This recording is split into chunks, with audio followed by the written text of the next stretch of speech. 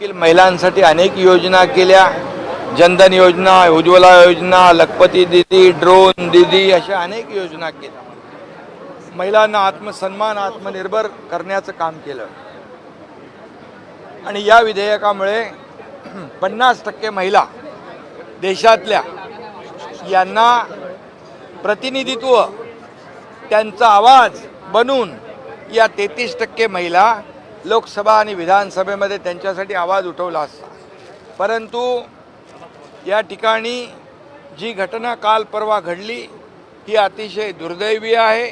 देशाच्या इतिहासामध्ये काळा दिवस म्हणून त्या ठिकाणी परवाचा दिवस होता.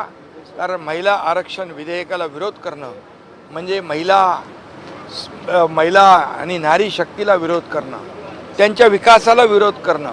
आणि म्हणून जसं लाडकी बहीण योजना, सगळ्यांनी बसून घ्या जागेवर. लाडकी बहीण योजनेमध्ये जसं ज्यांनी विरोध केला, लाडक्या बहिणींनी त्यांना धडा शिकवला, असाच या ठिकाणी देखील या विधेयकाला ज्यांनी विरोध केला, या देशातल्या करोडो लाडक्या बहिणी त्यांना धडा शिकवतील, त्यांना जागा दाखवतील आणि संपूर्ण देशभरातल्या लाडक्या बहिणी आदरणीय प्रधानमंत्री नरेंद्र मोदीजींच्या मागे उभ्या राहतील.